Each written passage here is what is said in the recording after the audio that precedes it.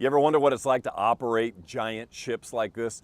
Behind me is one of the world's largest cruise ships, Mariner of the Seas, 138,000 tons. These are super gigantic ships that can't even fit through the Panama Canal. Being the captain of a ship like that is a daunting task, needless to say, but we found a man who's done some time on some of the world's largest ships and on some of the more intimate small ships that travel on the world's rivers. His name is Ratch Wallace, and he is, in and of himself, a very, very interesting character. He is a tall and commanding presence on the Canadian Empress. Captain Ratch Wallace has worked for St. Lawrence Cruise Lines for more than 15 years, and now he sits at the wheel of the 108-foot ship as he navigates the waters of the St. Lawrence River. Company owner Bob Clark described it as a thing of beauty to watch Captain Wallace moving this ship through the narrow passages amid the Thousand Islands near Kingston, Ontario in eastern Canada. This is where Captain Wallace was born, and here on the eastern shore of Lake Ontario, his own father launched the captain's love for ships. My father took me down to see the wooden passenger boats when I was a kid, just before they were scrapped, and he had worked on them as a steward and put himself through both his undergraduate program at Queen's University in Kingston and his master's in English at U of T during the Depression on passenger vessels. And he just wanted me to see what he'd done, you know. It was a kind of sharing father-son thing. And I couldn't figure out why he hadn't stayed on and became a captain. I asked him, and he said he wanted his freedom. The freedom that Ratch Wallace's father wanted was not to be tied to the ship all the time, because a captain rarely gets away.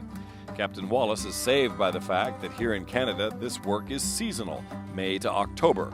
Winter is downtime, and while there is some paperwork, the captain and crew get a break.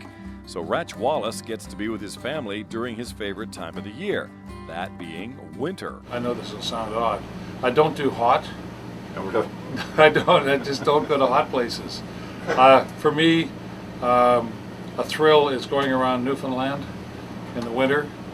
It's a cold. I like winter jobs. I like ice and snow, and I'm not a skier. I'm a marine winter person. It's ridiculous, but it's true. Well, you're in the right place. Yes, yeah. I used to love doing.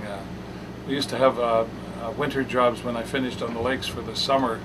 We'd tie the ships up in Toronto, and I'd be responsible for 10, 12 ships, discharging the contents of the ships to the mills there, and you know, always like many feet of snow in the area. And you know, snowmobile suit never came off all winter and that sort of thing. I loved it. Ratch Wallace worked in the theater before becoming a captain. He had major parts in several movies in the 1960s and became friends with the actor Sterling Hayden, whom he resembles. He even wrote a book about Sterling Hayden's life and has written several screenplays. But the freedom of navigating these open waters takes up most of his time. Freedom and loving your work plays a big part in this captain's life. Midships. Aye, midships. Because this is a job and also a recreation. How many people can say that when they go to work every day? So, Captain, I am sure that you're pretty well aware of the fact that you have one of the great jobs in the world, right? Truly, a job I sought for years. Knew you wanted it on the St. Lawrence River, or wanted it anywhere in the world? Well, I've been other places. I'm capable of sailing, you know, up and down North American coasts, and I kind of like being near Canada, and I love being between Canada and the States like this. So I prefer to sail here. For Captain Ratch Wallace, there's a long list of favorable aspects to this job, not the least of which is working for the Clark family. Company owner Bob Clark often is on board along with his wife Myrna. He knows when to let the employees work, and he knows when to make suggestions, and he knows that this is also the captain's ship. The two men have to work together. He's very straightforward. He tells you what's going to happen and what's expected, and so if you can match the expectations, you're doing good, and you'll know him for a long time. My guess is he'd be a very good boss and a real nice guy to work with and for, and that's part of the good fortune of operating this ship, I think, is that you have this family-owned business that is nice to be able to have, you know, right with you in some of the cases and nearby. Yeah, well, I've worked for big companies, right? Big shipping companies, and I've worked for this company with the family-owned business, and another company where I was in superintendent of operations for foreign shipping called the Ship Agency, and both of them were family companies, and I knew everybody in the company, and I liked that.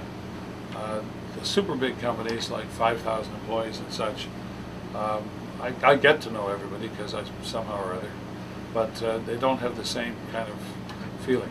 No, this is not a feeling you'll find very often. This kind of a passenger ship is intimate. It's close. A place where the captain will get to know every passenger, where passengers are welcomed up around the wheelhouse. They can stand next to the captain on the bridge, watch the captain work. It's a perfect example of river cruising done and done very well. And it wouldn't be the same on the Canadian Empress without Captain Ratch Wallace.